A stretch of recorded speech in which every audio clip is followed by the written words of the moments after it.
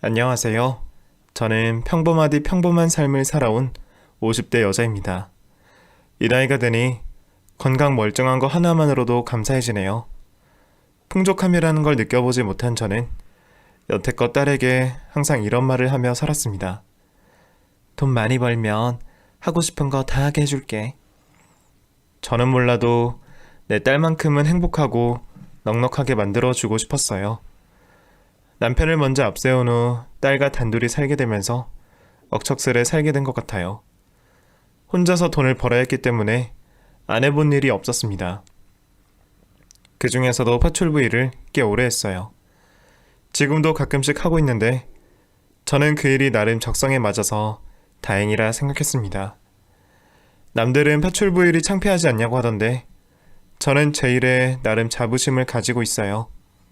왜냐하면 제가 그 일을 하며 우리 딸 대학까지 보냈으니까요. 그리고 이걸로 여태껏 딸 키우고 살아왔기에 조금 변변찮은 직업이긴 하지만 오히려 이렇게라도 일할 수 있어서 감사하게 생각했어요. 형편이 어려운 탓에 딸에게 많은 걸 해주지 못했지만 그래도 저희 딸은 알아서 잘 컸습니다. 과외 없이 전교 1등을 했고 부모의 지원 없이 반장까지 했으니 제가 얼마나 자랑스러웠겠어요. 나중에는 근처 학원가에 소문이 나서 공짜로 딸을 가르쳐 주겠다고 저희 집에 전화 오는 일도 허다했죠. 그래서 고등학교 때는 학원비 하나 없이 그저 전교 1등이라는 타이틀로 공짜로 학원에서 공부를 했습니다. 그러니 저는 정말 제 딸이 나중에 큰 사람이 될 줄 알고 기대했어요. 의대나 법대를 가서 적어도 사자 직업을 가질 줄 알았죠. 하지만 허무하게도 제 딸은 저 몰래 조금 낮은 대학을 지원했더라고요. 알고 보니 전액 장학금을 받으려고 하향 지원을 했다는 사실을 알게 되면서 딸과 처음으로 말다툼을 했습니다. 너 엄마랑 상의도 없이 네 멋대로 대학을 지원하면 어떡해? 엄마 힘들까봐. 내가 뭐가 힘든데. 등록금 솔직히 비싸잖아. 그래서 일부러 장학금 받고 들어간 건데 그게 문제야? 나는 너가 적어도 대학만큼은 좋은 거 가게 하고 싶었어. 그래서 엄마가 뼈 빠지게 고생하고 지금껏 일한 거라고. 이런 건 엄마한테 말을 하지 그랬어. 내가 설마 등록금 그거 하나 못 대줄 것 같았어? 대학 가면 뭐가 달라지는데? 취업은? 요새 취업이 얼마나 힘든데. 우리같이 없이 사는 사람은 대학에 들어가면서부터 학자금 대출이니 뭐니 하면서 빚부터 생기는 거야. 나 그렇게 살고 싶지 않아. 그래서 일부러 취업 잘 되는 과를 간 거야? 당연하지. 게다가 전액장학금이니까 졸업할 때까지 등록금 걱정은 안 해도 되잖아. 그리고 내가 얼른 졸업해서 돈 벌어야 엄마도 편할 거 아니야. 그리고 나 지금부터 쭉 알바할 거야. 용돈 안 줘도 돼.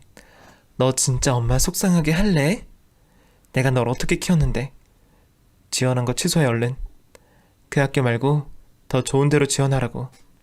그걸 어떻게 취소해. 이미 확정 난 건데. 솔직히 엄마도 이제 파출부 일 그만해도 되고 좋잖아. 내가 알아서 돈 번다잖아. 대체 뭐가 문제냐고. 너가 이런 식으로 독단적으로 하면서 엄마 무시하는 게 문제야. 내가 언제 너더러 돈 벌어오래? 취업 일찍 하라고 했니? 그저 하고 싶은 거 하라는 거잖아. 난 일찍 돈 버는 게 하고 싶은 거야. 엄마 더 이상 고생시키고 싶지 않아. 솔직히 엄마 지금 일 다니는 거 힘들잖아. 매일 집에 와서 파스 붙이는데 뭘. 엄마는 맨날 괜찮다고 하지만 남의 집에 가서 청소하는 엄마 모습 이제 내가 보기 힘들어. 싫다고. 나는 하나도 안 힘들어.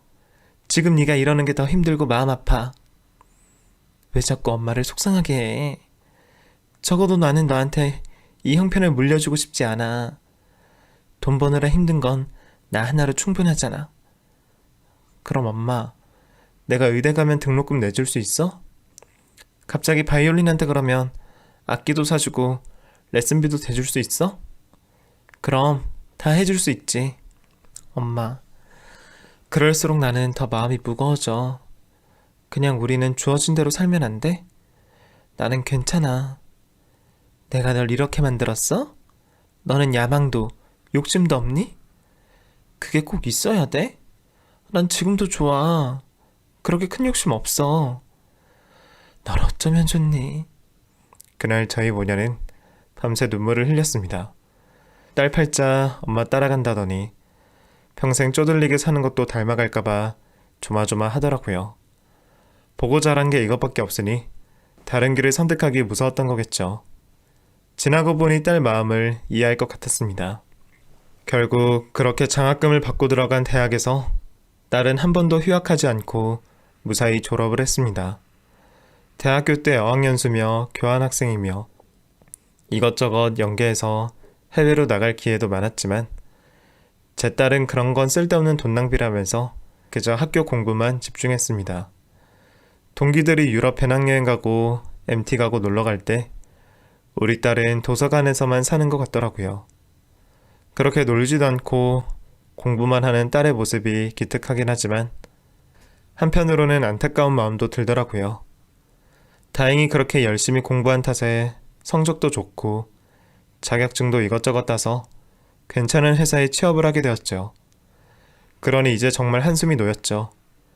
그리고 얼마 지나지 않아 남자친구가 생겼는지 매일 아침마다 집 앞에 웬 차가 세워져 있더라고요.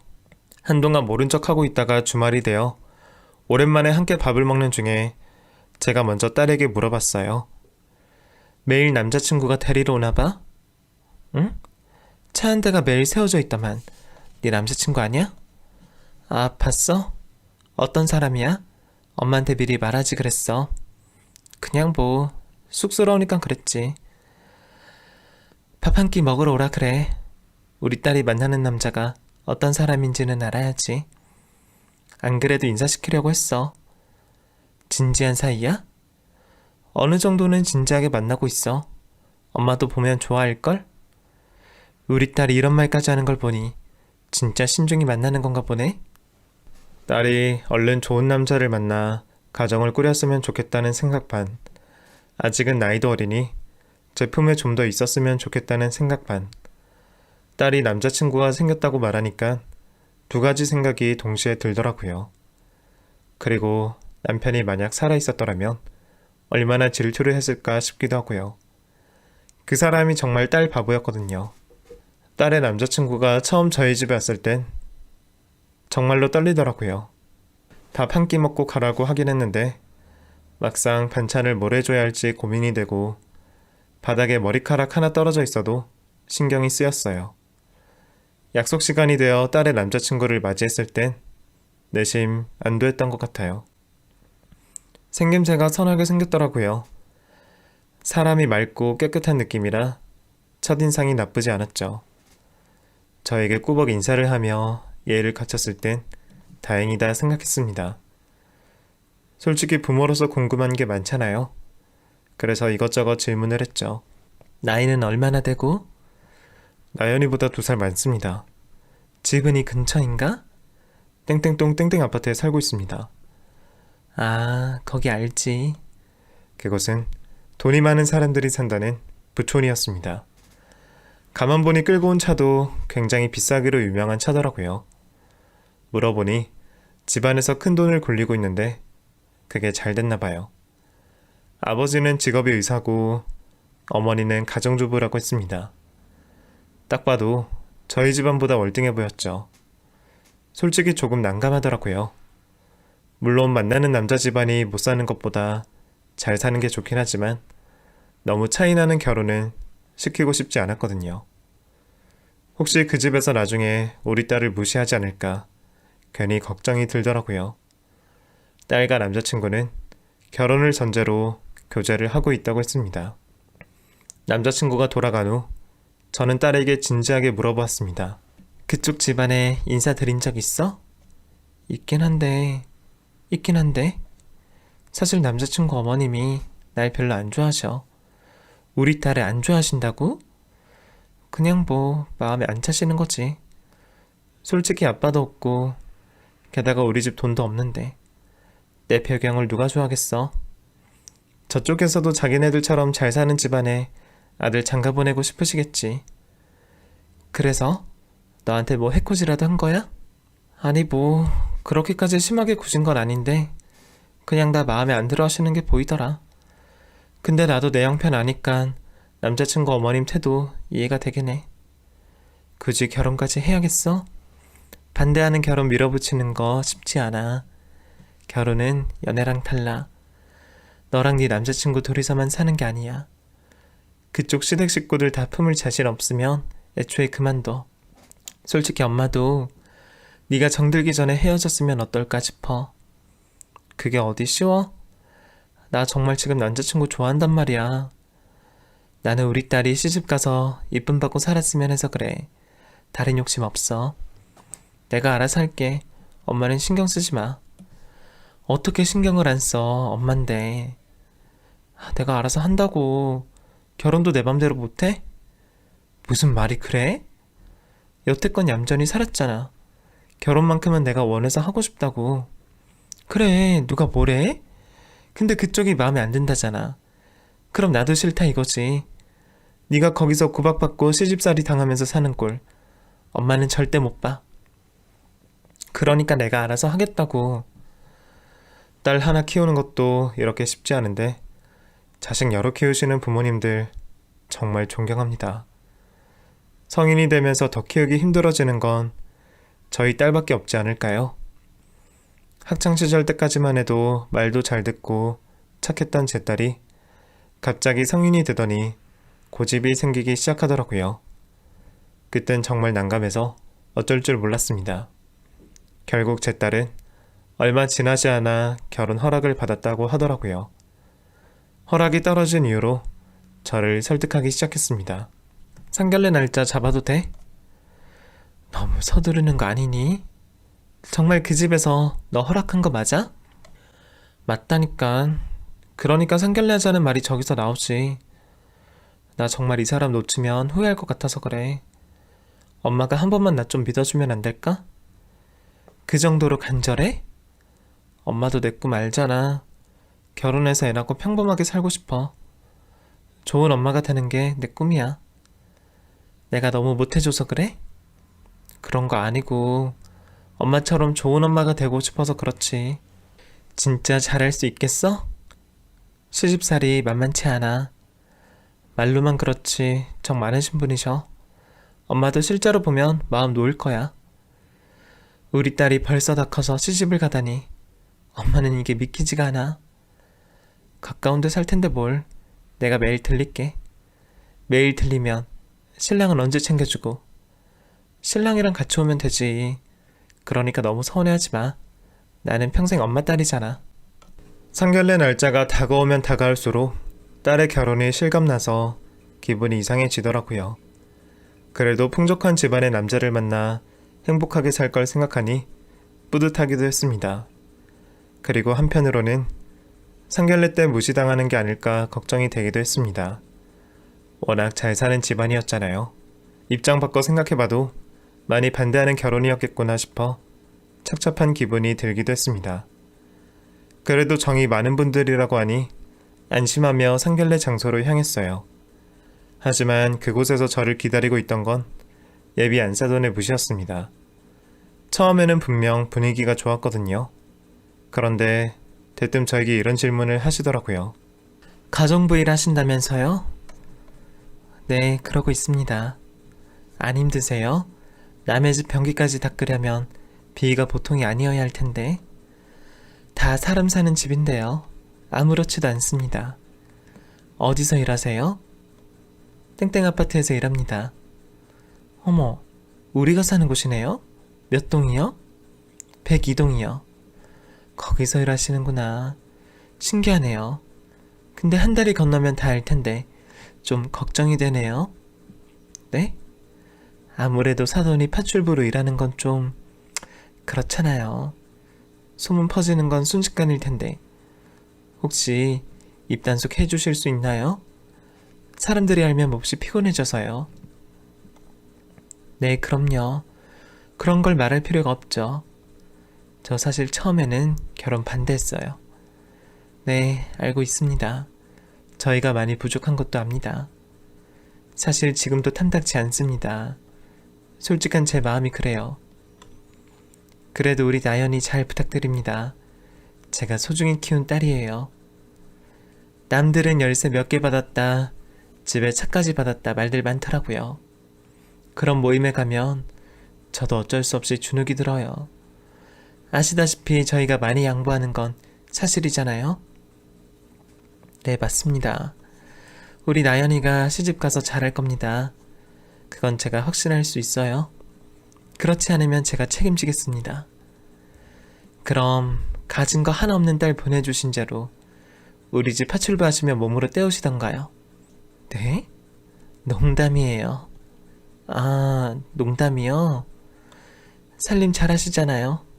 저는 살림은 진짜 못하거든요. 안 그래도 일해주시는 분 관두셔서 그냥 농담 한번 한 거예요. 어차피 가까운 곳 사는데 서로 친하게 지내면 좋잖아요. 안사돈은 저에게 진담 같은 농담을 하며 선을 넘나들었어요. 제가 하는 파출 부위를 은근슬쩍 무시하면서 무안을 주던데 정말 딸알고 생각해서 겨우 참았습니다. 바깥에서 만났으면 상종도 하지 않았을 여자였을 텐데 안사돈이 되었으니 저는 최대한 웃으며 넘겼습니다. 그냥 생각 없이 말하는 사람인가 보다 하고 말았죠. 그래도 딸에게는 친절하게 잘 대해주는 것 같으니 괜히 분위기 망치지 말자 싶었어요. 그리고 자리 막판에는 제 핸드폰 번호를 물어보시며 살갑게 구시더라고요. 나중에 같이 등산이나 가요. 등산 좋아하세요? 아, 네, 그러죠. 사돈끼리 불편하게 지내는 거 저는 너무 싫더라고요.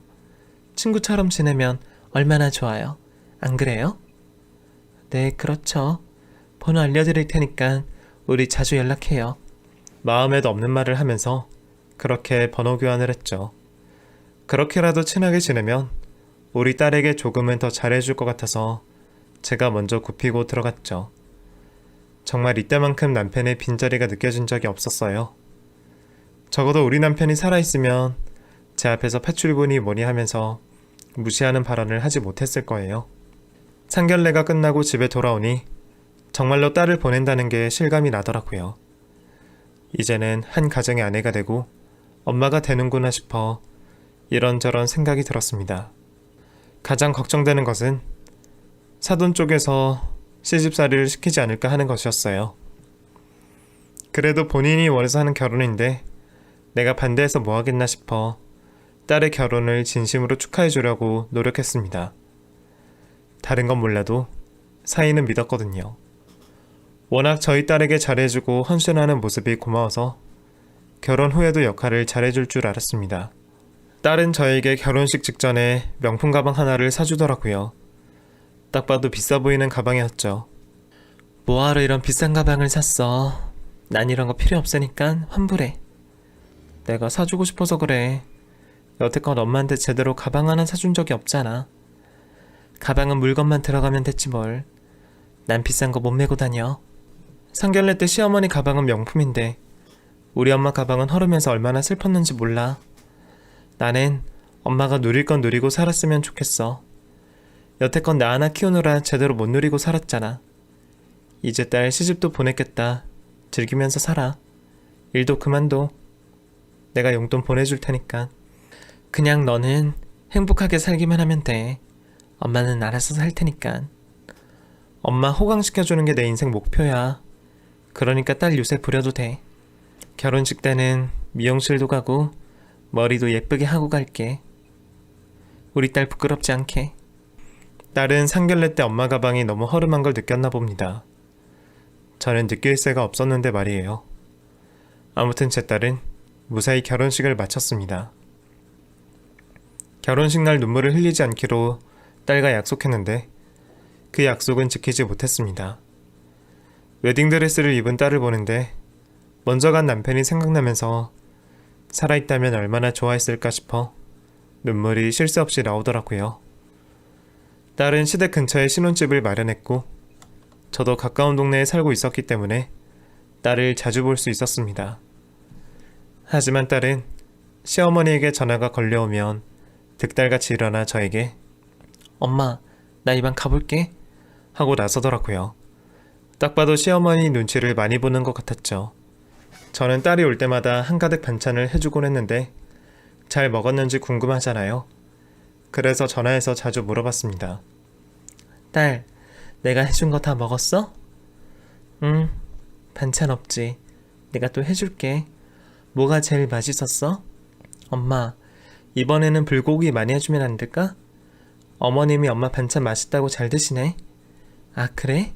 불고기 많이 해주면 돼? 김치도 몇 포기 더 줄 수 있어? 어머님이 김치 좀 더 달라고 하시네. 그래, 그거야 어렵지 않지. 언제 올래? 다음 주 주말에 갈게. 남편은 바쁘니까 나 혼자 갈게. 김서방은 얼굴 보기가 참 힘드네. 많이 바쁘대? 그렇지 뭐. 요새 회사 일이 갑자기 바빠져서 맨날 야근이야. 처가 오는 게 불편한 건 아니고? 그런 건 아니고 워낙 바쁜 사람이라서 그래. 그래, 그러면 다행이고. 아무튼 알겠어. 결혼 이후로 사유를 본 적이 한 번인가 두 번인가. 아무튼 그때 이후로 절대 저희 집에 오지 않더라고요. 딸 말로는 바쁘고 할 일이 많다고 하는데 아무리 그래도 처가 오는 게 힘들 정도로 바쁠까요? 제 생각에는 그냥 귀찮아서 안 오는 것 같더라고요.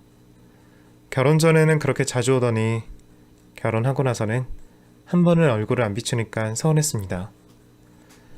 그리고 사돈 쪽에서는 살림을 못한다는 이유로 제가 딸에게 해준 반찬을 은근히 많이 가져가는 것 같더라고요. 그리고 저는 사이 불편할까봐 딸 집에 절대로 가지 않는데 안사돈은 허구한 날 딸 집에 들리나 봐요. 게다가 오기 전 전화를 하거나 벨을 누르고 사돈이 들어오는 것이 아니라 집 비밀번호를 당당히 누르고 들어오다 보니 딸이 제 집인데도 편하게 쉬지 못한다고 하더라고요. 아무래도 시댁에서 집을 해줬으니 그깟 비밀번호 알려주는 건 어렵지 않은데 연락 하나 없이 불쑥불쑥 찾아오니 그걸로 스트레스를 많이 받는 것 같더라고요. 딸이 말하길 집에서 잠옷 입는 것도 불편하다고 했을 정도니까요. 딸을 보내고 이런저런 생각으로 마음이 복잡해질 찰나 안사돈에게 전화가 오더라고요. 받았더니 저에게 이런 말을 건네더라고요. 바빠요? 네? 왜요? 집에 초대 한번 할까 하고요. 저를요? 네, 오세요. 저희끼리 시간 보내면 좋잖아요. 무슨 일로 안사돈이 저를 집에 초대하더라고요. 먼저 손을 내밀어주니 이런 면도 있구나 싶었습니다. 그렇게 저는 처음으로 사돈 댁에 방문하게 되었습니다. 역시나 집이 정말 좋았어요. 가구며 그릇이며 전부 고급이었고 옷장을 힐끔 봤는데 명품 가방이 가득 있더라고요. 안사돈은 저에게 차를 한 잔 대접하더라고요. 결혼식 이후로 처음 보네요. 네, 그러게요. 집에 초대까지 해주시고 사돈끼리 사이좋게 지내면 좋잖아요. 생각해보니까 사실 부담스러운 사돈보다야 이렇게 편한 사돈이 더 낫지 않나 싶어 오히려 잘 됐구나 싶더라고요. 아, 네. 자주 만나요. 집도 가까운데. 다음에는 제가 초대할게요. 아니에요. 제가 남의 집은 잘 안 가요. 저희 집이 편해서. 아, 그러시구나. 혹시 라텍스 매트리스도 청소할 줄 아세요? 네? 아니, 그게 아니고 우리 집 강아지가 매트리스에 토를 했지 뭐예요. 비이상해서 정말. 비싼 매트리스라서 버릴 수도 없고 내가 대충 겉은 닦아내긴 했는데 그 안으로 좀 스며든 것 같아서 쾌쾌한 냄새가 계속 나더라고요. 그거는 일단 물에 담궈놔야 할 텐데요. 어떻게 해요? 뜨거운 물을 일단 받아놓고 거기다가 세제를 뿌려서요. 아니다. 제가 지금 한번 해볼게요. 침실로 그럼 같이 가시죠. 결국 저는 그 집에서 차 세 모금도 채 마시지 않은 상태로 매트리스 청소를 하고 집에 돌아왔습니다. 생각해보니 기분이 상하더라고요. 마치 저에게 힘든 일을 시키려고 부른 것 같았거든요. 하지만 그게 시작이었습니다. 사돈은 툭하면 저에게 전화해서 집으로 초대하겠다고 하더라고요. 혹시나 해서 가보면 역시나 무슨 일을 시키려고 하더라고요. 처음에는 아주 사소한 것부터 시작했습니다. 자기가 집안일을 잘 못해서 그런다고 말도 안 되는 핑계를 대면서 제게 부탁을 했죠. 사돈이 어린애도 아니고 딱 봐도 모른다기보다 자기가 하기 싫어서 제게 시키는 게 티가 났었죠. 심지어 어느 날은 제게 변기까지 뚫어달라고 하더라고요. 그날 사돈 안방 화장실 청소까지 하고 왔습니다. 아니, 돈도 많은 집안에서 파출부 고용도 안 하고 이게 뭐 하는 짓이란 말인가요? 있는 집들이 더하다더니 그 말 틀린 거 하나 없더라고요. 그래도 딸을 위해서 참았습니다. 제가 잘못하면 괜히 딸에게 피해가 갈까봐 걱정이 됐거든요. 나 하나 희생하는 것쯤 아무것도 아니다 생각했죠. 어차피 파출부이라면서 남의 집 청소 많이 해봤으니까 일한다고 생각하고 꾹 참고 넘겼습니다. 그렇게 몇 달이 흐르고 어김없이 또 사돈에게 전화가 오더라고요. 김장 안 하셨죠? 네, 그런데요. 우리 집에서 하세요. 사돈한테 김치 담그는 법 좀 배워야겠네요. 배추는 어떻게 준비하고요? 그거야 뭐 마트에서 사면 되는 거 아닌가요? 제가 준비해 갈게요. 아, 그러시겠어요? 그럼 기다리고 있을게요. 하다 사돈 김치까지 담궈주게 생겼구나 싶어서 머리가 지끈거리더라고요. 이번을 마지막으로 사돈과 연을 끊어야겠다 생각했는데 공교롭게도 그날 딸을 이혼시키기로 결심하게 된 일이 일어나고 말았습니다. 역시나 제 예상대로 김치를 담그는 일 모두 저 혼자 했습니다. 사돈은 제가 일할 동안 소파에 앉아 통화를 했다가 외출까지 하더라고요. 결국 제가 다 하고 김치통에 담았습니다. 그리고 넣으려고 사돈 집 김치 냉장고를 여는데 그 안에서 한약이 우수수 떨어져 나오더라고요. 그 외에 다른 약들도 가득 들어 있었어요. 알고 보니 그게 김치 냉장고가 아니라 약 보관용으로 쓰는 냉장고인 것 같더라고요. 이렇게 많은 약을 보관하는 집은 처음 봤습니다. 아무리 건강용으로 약을 쌓아두었다고 해도 그 양이 어마어마해서 호기심이 생기더라고요. 혹시 사돈이 어디 크게 아픈가 라는 걱정도 들고 해서 자세히 그 약을 훑어봤습니다. 그런데 한약 박스에 사위 이름이 크게 적혀 있었어요. 그리고 다른 약들도 마찬가지로 사위 이름이 적혀 있었습니다. 알고 보니 그 약들은 사돈이 드실 게 아니라 전부 사위가 먹을 약들이었어요. 하루에 몇 번 식후 혹은 식전에 먹어야 한다는 문구들이 빼곡하게 적혀 있었죠. 그 많은 약의 주인이 바로 사위라는 게 제게는 굉장히 충격적이었습니다. 아니, 젊은 남자가 어디가 아파서 약을 그렇게나 많이 먹어야 하는지 뭔가 그 모습이 수상하더라고요. 일을 마치고 집에 돌아와서도 자꾸 그게 떠오르길래 사위에게 전화를 걸었습니다. 김서방, 잠깐 우리 집에 좀 오게. 네? 제가 지금 바빠서요. 중요하게 할 말이 있어서 그러네. 전화로 하시면 안 될까요? 자네 몸이 어디가 안 좋길래 약을 그렇게 먹는 거야? 그 말을 했더니 사위가 잠시 말이 없었고 저에게 바로 집으로 들리겠다고 했습니다. 그 후로 20분도 채 지나지 않아 사위가 저희 집에 방문하게 되었습니다. 장모님, 부르셨어요? 평소에 오지도 않더니 바로 달려왔네? 그게 무슨 말씀이세요? 약이라뇨? 사돈 집에 김치 냉장고 안에 약을 봤어. 모두 자네 이름이 적혀 있었고. 제가 건강 염려증이 있어서요. 아무리 건강 염려증이 있어도 그렇지. 그 많은 약들을 먹는다고? 내가 혹시 몰라서 그 약 이름을 내가 핸드폰으로 찍어봤는데 약국에 가서 물어보면 바로 대답해 줄 테니 나한테 솔직하게 말하는 게 좋을 거야. 전 모르겠습니다. 사위는 고개를 숙이고 아무 말도 없더라고요. 그 모습을 보니 딱 느낌이 왔습니다. 무언가를 숨기고 있다고요. 그래서 제가 더 추궁을 했죠. 솔직히 말하는 게 좋을 거야. 보아하니 뭘 숨기고 있는 것 같은데 제대로 말해. 어서. 저희 어머니가 절대로 말하지 말라 그랬는데. 그러니까 대체 뭘 숨기고 있는 건데? 사실 희귀병이 하나 있습니다. 뭐? 말씀드리려고 했는데 지금이 때가 아닌 것 같아서 말을 못하고 있었습니다. 나연이는 알아? 모릅니다. 환장하겠네 진짜. 사위는 이름도 처음 들어보는 병을 저에게 말하며 용서를 구했습니다. 나연이한테는 제가 잘 말하겠습니다.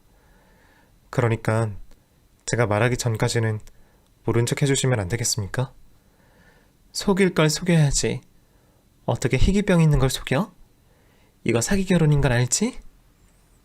그것 말고는 속인 게 없습니다. 그리고 아이를 안 낳으면 되지 않습니까? 둘이서 행복하게 살면 그만입니다. 그걸 말이라고 해? 자네가 그런 병이 있는 줄 알았으면 애초에 결혼 반대했을 거야. 용서해주세요, 장모님. 제가 앞으로 정말 잘하겠습니다. 잘하긴 무슨. 결혼하자마자 코빼기도 안 보였으면서. 실은 제가 몸 관리를 해야 해서 그렇습니다. 먹을 거를 정말 조심해야 해서 어쩔 수 없이 못 온 겁니다. 기가 막혀서 정말. 어떻게 우리 딸을 속일 수가 있냐고. 죄송합니다. 그건 정말 할 말이 없어요. 됐고, 난 자네를 더 이상 볼 생각이 없네. 장모님, 나중에 나연이 병수발 들게 하려고 그러지? 내가 속셈을 모를 줄 알아? 당장 나연이한테 전화해서 여기로 오라고 하게. 나연이도 진실을 알아야지. 제가 따로 말하겠습니다. 그러니까 아직은 말하지 말아주십시오. 사위의 연을 뿌리치고 딸에게 전화해서 당장 집으로 오라고 했습니다. 딸은 어리둥절한 표정으로 들어오며 저에게 묻더라고요. 무슨 일이야? 왜 둘이 같이 있어? 김서방 희귀병이 있다는데 나한테 숨겼대. 너 사기 결혼 당했다고. 그게 무슨 말이야? 희귀병? 그게 뭔데? 글쎄, 사돈집 김치냉장고를 열었더니 약이 꽉 차 있지 뭐니? 그게 다 김서방 약이래. 딸은 제 말을 듣자마자 사위를 빤히 바라보다가 입을 열더라고요. 희귀병? 희귀병이라니? 당신이 얘기해봐. 대체 이게 무슨 소리야? 나한테 숨기는 게 있었어? 여보, 미안해. 그럼 아침에 먹던 약이 전부 그 약이었단 말이야? 건강 챙기려고 먹는 거라며. 나랑 오래오래 살기 위해서 건강관리하는 거라면서. 미안해. 미안하단 말만 하지 말고 제대로 얘기를 해보라고. 사실대로 이야기하면 나랑 결혼 안 해줄 것 같아서 그랬어. 조만간 얘기하려고 했어. 진짜야. 그럼 그것 때문에 우리 임신 안 된 거였어? 당신 건강 안 좋아서 그런 거야? 잠깐 진정해봐. 내가 속이려고 했던 건 아닌데. 정말 어이가 없어서. 이거 어머님도 아시지? 그러면서 불임 원인이 나한테 있다는 식으로 말씀하셨을 때 당신 왜 가만히 있었어? 미안해. 내가 정말 앞으로 잘할게. 그 사실을 알게 되니 사이가 소름 끼치게 무섭더라고요. 속인 게 이뿐만이 아닐 수도 있잖아요. 더 있을 수도 있는 거잖아요. 도저히 그런 집안과는 연을 이어가고 싶지 않아서 딸에게 단도직입적으로 말했습니다. 이혼해. 뭘 망설여. 남편 병수발 들면 평생 늙어갈래? 나는 우리 딸이 그런 인생 사는 거 원치 않아. 게다가 너 이혼 안 하면 평생 네 새끼 품에 안지도 못하고 살아야 돼. 자식 없이 남편이랑만 둘이 살 자신 있어? 그렇게 살고 싶어? 알았어. 엄마 이혼할게. 저의 설득 끝에 결국 딸도 울면서 이혼하겠다고 하더라고요. 망설일 필요 없이 저는 안사돈에게 연락해서 통보했습니다. 저기요. 둘이 이혼시킬 거니까 그런 줄 아세요. 네? 뭐라고요? 이혼한다고요. 말 못 알아들어요? 왜요? 몰라서 물어요? 그쪽 아들 아픈 거 속이고 결혼시켰잖아요. 저기, 제가 지금 거기로 갈게요. 댁이 어디시더라? 알 거 없거든요. 통보하려고 전했으니 그런 줄 아세요. 끊어요. 잠깐만요. 조금만 기다려주세요. 사이는 그때부터 저에게 매달리기 시작했고 얼마 지나지 않아 안사돈이 저희 집 문을 두드리더라고요. 언제는 남의 집에 가는 거 꺼려한다더니 득달같이 달려왔대요. 문 열어주니까 오히려 당당하게 굴더라고요. 그래서 뭐요? 우리 아들 아픈 게 뭐가 문제인데요? 그걸 말이라고 하세요? 속였잖아요. 사기 결혼이잖아요. 솔직히 그 정도는 감수해야 되는 거 아닌가? 우리 아들이 건강했어 봐요. 이런 집안이랑 사돈을 맺었겠어요? 어이가 없어서 정말. 그게 핑계예요? 우리 집안 보고 시집 보낸 거 아니었나요? 언제는 시집 잘 보냈다고 좋아하시더니? 그건 사위 건강 상태를 몰랐을 때 얘기죠. 아무튼 저는 우리 딸 이혼시킬 겁니다. 그런 줄 아세요? 여자가 이혼녀 되면 얼마나 무시당하는 줄 아세요? 남이사, 그게 무슨 상관? 당신 아들이나 잘 키우세요. 잘 키웠거든요? 거짓말하며 장가 보내는 게 잘 키운 겁니까? 됐어요. 저도 됐거든요? 잘 됐네요. 이혼시킵시다. 후회 안 하시겠어요? 제가 후회를 왜 해요? 다른 건 몰라도 거짓말을 못 참습니다. 그쪽이 당당하게 굴 자격이 있다고 생각하세요? 진짜 황당하네요. 까짓것 이혼시키면 되잖아요. 우리 아들한테 시집 올 여자 줄을 섰어요. 마음에 안 드는 애 억지로 데려다 앉혔더니 적반하장으로 구네. 적반하장? 누가 누구한테 할 소리?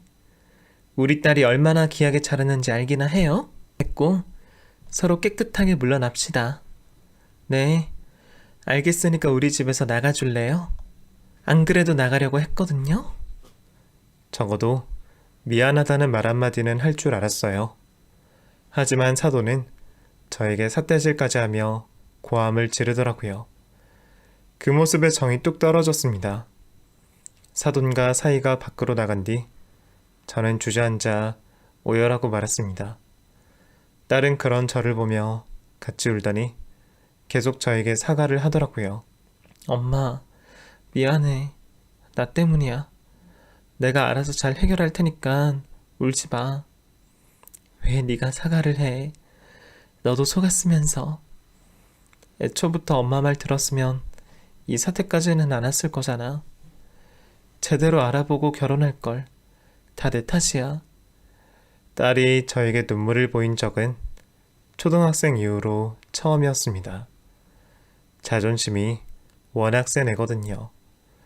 행복하고 싶어서 한 결혼인데 파국을 맞았으니 얼마나 슬프겠어요. 그날 저와 딸은 눈물을 흘리며 하루를 보냈습니다. 결국 저희 딸은 결혼 생활을 정리하고 이혼을 진행하게 되었습니다. 거짓뿐인 결혼 생활이었는데 더 이상 이어갈 가치가 있겠어요? 저도 딸을 응원했습니다. 정말 웃긴 게 뭔지 아세요? 딸을 그 집안에서 탈출시키자마자 사돈과 사위가 차례대로 저를 찾아왔다는 겁니다. 사위는 저에게 한 번만 기회를 달라고 매달렸고 사돈은 끝내 제 앞에서 눈물을 보였습니다. 우리 아들 불쌍하지도 않아요? 나연이 아니면 결혼하기 싫답니다. 둘이 그렇게 죽고 못 살았는데 기어코 이혼까지 시키셔야겠어요? 정말 너무하신 거 아니냐고요. 처음부터 거짓말해서 시킨 결혼 이어가봤자 무슨 소용이 있겠어요. 둘이 인연이 아니었던 겁니다. 저한테 이러실 게 아니라 아들을 훈계시켜야죠. 그러지 말고 나연이 좀 설득해 주시면 안 될까요? 우리 아들 지금 밥도 못 먹고 있어요. 그래서 어쩌라고요. 이미 끝난 사이 억지로 이어붙이려고 하지 마시고 그냥 평생 혼자 살게 하세요.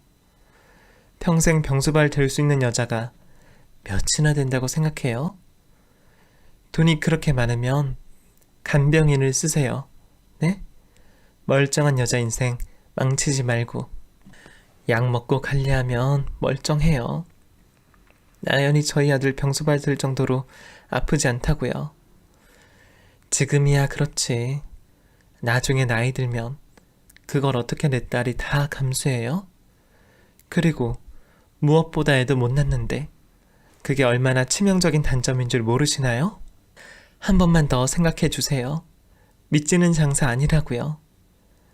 자식 결혼이 그쪽한테는 장사예요. 아휴, 더 볼 것도 없으니까 다시는 찾아오지 마세요. 미련이 남은 쪽은 우리 쪽이 아니라 그쪽이었습니다. 이혼을 하고 나니 알겠더라고요. 그 집안이 별거 없는 집안이라는 사실을요. 법원에서는 명백한 사기 결혼이라는 게 밝혀져서 위자료를 제 딸에게 지급하라고 나왔습니다. 하지만 그쪽에서는 현금이 융통이 안 돼서 지급일을 연기하더라고요. 알고 보니 그 아파트를 담보로 대출을 잔뜩 받아서 겉으로만 잘 사는 것처럼 보이지 실상은 빚으로 허덕이는 집안이었습니다. 지금 생각해도 그런 사기꾼 집안의 머리 숙이고 굽신거린 게 한으로 남아있네요. 제 딸은 이혼을 한 후 다시 저와 단둘이 살고 있습니다. 몇 년이 지나도 아직 그때가 생생하게 떠오르네요. 아직은 20대니까 젊잖아요. 언젠가 진정한 행복을 되찾지 않을까 싶습니다. 그때까지 저는 딸의 정신적 회복을 도와주려고 합니다. 남의 시선을 의식했다면 아마도 이혼을 지키지 않았을 수도 있겠죠. 하지만 장기적으로 봤을 때 우리 딸을 위해 이혼은 옳은 선택이었다고 봅니다. 앞으로 부디 제 딸이 더 나은 인생을 살았으면 좋겠네요. 혼자만 품고 있던 이야기를 여러분들께 처음 꺼내보네요. 저는 다시 일상으로 돌아가도록 하겠습니다. 여러분들에게는 항상 좋은 일들만 생기길 바라는 마음을 담으며 사연을 마치도록 하겠습니다. 모두 행복한 하루 되세요.